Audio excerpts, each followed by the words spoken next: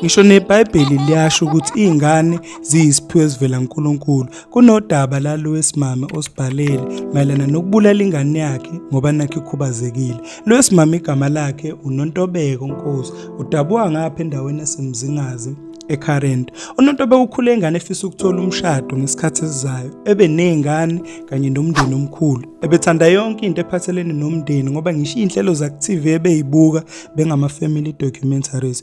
Esikoleni ebeyijolela nje igangela eyiqomela, kodwa uthe mayifika ka-grade 12 wahlangana nomunye umjito ayebizwa ngokuthiwa uBoy Maphanga. uBoy Maphanga bebethandana kamnandi, ngisho abanye abafundi bebehalela ukuba yibona. Ngelinye ilanga uNontobeko ephethe ifoni kamngani wakhe uNosihle wathola enye imessage kaBoy ebuza ukuthi uNosihle ukephi, usemkhumbulo. Uke wathi mayengena kule text le wabona ukuthi bayathandana uNosihle noBoy Maphanga. Kodwa uNontobeko uke wahamba waconfront uBoy wambuza ukuthi kwenzakalani phakathi kwakhe nomngani wakhe. uBoy wakuveza ukuthi kahle kahle yena wayethanda uNosihle futhi uNosihle ukhulelwe ingane yakhe, bebemfihlela nje ngoba engamthandi. Kwamphatha kabi kakhulu lokhu uNontobeko, wabona ukuthi uBoy shothi sonke lesikhathi ebengamthandi futhi uNontobeko waphoxeka ngenxa ukuthi uBoy ebekhuluma izinto eziyaphambili ezikhombisayo ukuthi ngesikhathi esizayo ufuna ukumshada. uNontobeko waqeda isikole, wathi mayiqeda isikole wadecide ukufuna umsebenzi ngoba ekhaya kubo wayazi ukuthi ngeke bebe nayo imali yokumusa etertiary. Ukwafesa kulezi inkampani ezila eRichards Bay wangawuthola umsebenzi. Wazawuthola eRichards Bay eBodok kwesinye isitolo esibizwa ngokuthiwa Mr Price Sport. Wathi nje mayesebenza kulesi sitolo washelwa omunye umfana obizwa ngokuthiwa uKhulu. uKhulu wayekade wasebenza kulesi sitolo, kodwa uNontobeko wakuveza ukuthi yena akasadinge indoda since ephoxile umfana ebefunda naye. Kuthe ngonyaka olandelayo ngo-2014 uNontobeko wahlangana nomunye umjito ayebizwa ngokuthiwa uNhlahla Mthethwa. uNhlahla Mthethwa wayemshela uNontobeko, kodwa uNontobeko still wayesasho ukuthi yena waphoxa umfana owayemthanda, akasadingi ukuba sothandweni. Kodwa uNhlahla kwaqhubeka ebelesele ekhombisa ukuthi uyamthanda uNontobeko kwaze kwayilapho khona bayathandana. Kuthe nje ngonyaka wesibili, sebeqeda unyaka wesibili, wakhulelwa uNontobeko. Wakujabulela kakhulu ukukhulelwa ngoba kwakuzoba ingane yakhe yokuqala. Kwase sekuphathi nonyaka sebenza unyaka wesibili kula koJune. Kodwa ngonyaka olandelayo futhi ngo-2016 kuye kwathi la ngabo March wahamba wayoteta uNontobeko kwesinye isibhedlela esila eMpangeni esibizwa ngokuthiwa uQueen Nandi. Waphatheka kahle esesibhedlela kwaze kwafika isikhathi sokuthi uyateta.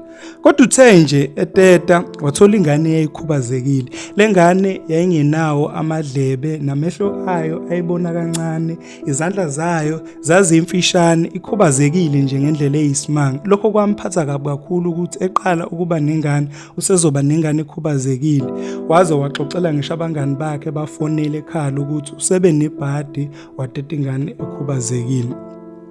Ke kwathi nje ngosuku sekumele ehambe usuku lakhe lokuthi kumele ubuyele emuva bam-admit esibhedlela. Wathi uyophuma ngasesangweni wahlangana nomunye usister wayazi ukuthi ebezodeta la, wambuza ukuthi njengoba eyophuma esangweni ingane uyishiyephi. uNontobeko ke wayikhava wathi njengoba nje ezophuma ngesango udidekile emqondweni, ukuhlala la ngaphakathi kuyamtraumatize, beyitshela ukuthi ingane uyiphethe. Lo sister lo wavele wamjikisa wathi akayolanda ingane. Wafika wathatha ingane wagibela wahamba waya elokishini. Uthe nje mayifike elokishini wafonela uNhlahla efuna ukumtshela ukuthi useyitetile ingane. uNhlahla wezwe azoyibona ingane kodwa ethola ukuthi ikhubazekile. Waphatheka kabi kakhulu uNhlahla futhi washo wathi yena ekhaya kubo akaze kube nengane ekhubazekile, le ngane lena eyomunye umuntu. Shuthi uNontobeko wachitha njengoba etholile ingane futhi abahlukane ngoba ukukhombisa ungathembeki. uNontobeko njengoba nje ebeseseqalile emsebenzi, njengoba waqala emsebenzini eqashwe Mr Price, ebesesengasahlala ekhaya kubo, ebesehlala komunye umqasho ongasesikoleni eMzingazi kodwa eroundini yakubo. Uke wathatha ingane wayisa emqashweni eyicabanga lento futhi imphatha kabi ukuthi usezokhulisa ingane yena yedwa. Kuyokathi nje makuhamba isikhathi bembuza ekhaya kubo ukuthi ingane kwagcine kwenze njani, utetile yini, bafuna ukubona ingane. Wakuveza ukuthi ingane yashona, bayithatha esibhedlela bayikremate. uNontobeko kwazama ukukhulisa ingane yedwa kodwa kumphatha kabi ukuthi lengane le ikhubazekile, ebone ngazi ukuthi kuyincindezi yonke lento yamcindezela, ngoba ngisho nabangani bakhe bebengayithandi lengane futhi bengayidlalisi, naye ebezenyeza ngalengane ekhubazekile. Ukwacela oyedwa umngani wakhe, njengoba abanye bese sebemhlamukile, ukuthi ucela ukuthi emlandele yona ecrash emini, njengoba yena ezoyihambisa ekuseni kuphela ubuya late. Ukwamnika imadlana nje ukuthi ucela ukuthi njalo lo mngani wakhe akamlandele lengane ngoba yena ubuya late. Kodwa nje kuhamba isikhathi, njengoba nje enalengane, umngani wakhe wamtshela ukuthi lengane lena abantu abayithandi, naye usenamahloni yokulanda ingane njena. Wamtshela uNontobeko umngani wakhe ukuthi lengane lena kumele vele ilahle, eyitholela indlela yokuthi asuke kuyona. Umngani wakhe wamtshela ukuthi lengane akahambe uNontobeko eyoyigqibela ekudeni, mabembuza ethi yantshontshwa abantu akazi ukuthi yashonaphi. Kodwa uNontobeko kwacabanga isu lokuthi akahambe eyoyiphosa komunye umfula obizwa ngokuthiwa umzingazi, okhona khona umzingazi ohlukanisa iMandlanzini kanye nelokishi lelibizwa ngokuthiwa umzingazi. Kwenzeka kanjalo uNontobeko ebusuku wahamba wayoyiphosa lengane, futhi wazizwa ekhululekile emoyeni, kwaba yinto ephakathi kwakhe nomngani wakhe. Hamba isikhathi uNontobeko wathandaza ukuthi ucela ukuthi mayithola ingane esibili uNkulunkulu ethola ingane engcono kunale, njengoba nje le ibimthwalisa umzimba.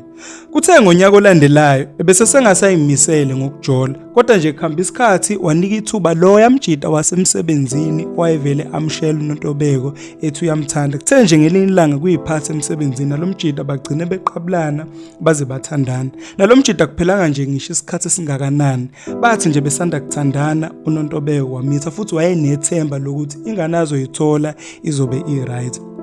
Then kuhamba isikhathi uNontobeko wabuyela futhi e-NPA eMpangeni eQueen Nandi, wahamba wayoteta. Waphinde futhi wateta ingane eyikhubazekile, inyonga, ingalo yayo kwangazi ukuthi ishawe yi-stroke, yayisabisa kakhulu kunale yasekuqaleni. Eyilokho kwamphatha kabi kakhulu, wabona ukuthi shuthi yena akadalelwe ingane.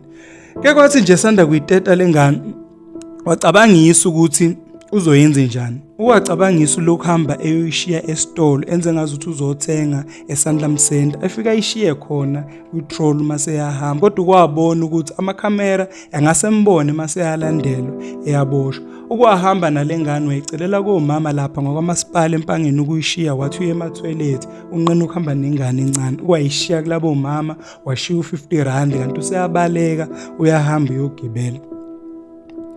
Ukwafona uKholi esebuyile, wafona uKholi ebuza ukuthi ngoba esebuyile iphi ingane. Waqamba amanga uNontobeko ukuthi ingane bebambise omunye usisi esibhedlela, lo sisi lona wabaleka ade yovula nje icase ngalo sisi lo untshontsha ingane yakhe. uKholi wacasuka wabona ukuthi ungabambisa ingane umuntu ongamazi, ingane yami uyilahlile. uKholi wavele wathi abahlukane njengoba noNhlahla enza.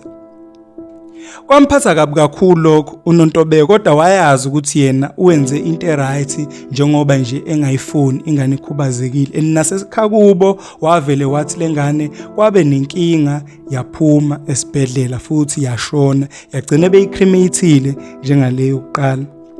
uNontobeko uke waba umuntu manje osengasathembekile othandweni, esathandana noma ngabe nobani, ekhipha lesi stress futhi ebengayifuni ingane, ebeseyijelile nje ukuthi empilweni yakhe akasayifuni ingane.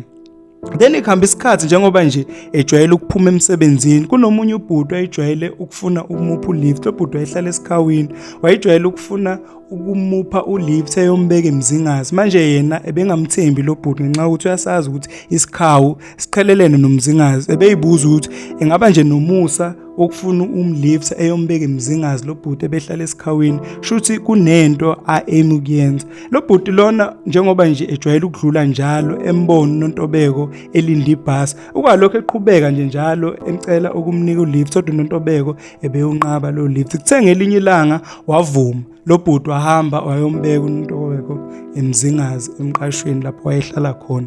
Lo bhuti nje baqhubekile bakhuluma baxoxa. Lo bhuti wakuveza ukuthi yena wayenomfazi, umfazi wakhe washona, unezingane lo bhuti. Njengoba nje enezingane ufuna umuntu azothandana naye, amlobole, amshade njengoba washada umfazi wakhe, kodwa bengabi nazo izingane, bekhulise lezi izingane okuvele lo bhuti anazo.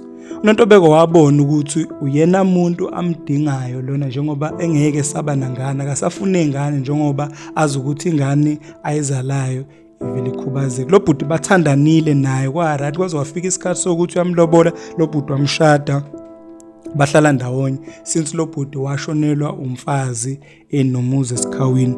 uNontobeko ebekujabulela lokhu ukuthi bazokhulisa iy'ngane zalo bhuti bengabi nayo ingane okuzoba ngeyabo. Kodwa kuhamba isikhathi lo bhuti lona washintsha, wathi manje ufuna ingane ngenxa yokuthi umndeni walo bhuti ubumpressurize ukuthi akabe nengane nalo makoti. Then lonto uNontobeko yamcasula kakhulu, bazama ukwenza ingane kodwa abakaze beze beyithole. Bazama isikhathi eside nalo bhuti lona benza ingane, bagcine sebengasayitholi. uNontobeko beze khalele ngisho ukuthola ingane ekhubazekile ngenxa yepressure ebenayo, ngoba umamezala wakhe ebemthuka kanye nosisi balo bhuti. Ukhathazekile uNontobeko, akazi ukuthi kumele enze njani ngoba bayihambile iy'nyanga nabathandazi, kodwa iy'nyanga bezithi uNontobeko uyayazi into okumele ukuthi ayenze. Bebemnika futhi izinto zokuthi ayisebenzise ukuze ebe nengane, kodwa akaze eza ayithole ingane. Uyabona ukuthi umshado wakhe uyaphela since nalo bhuti uyabona ukuthi akasamthandi kahle ngoba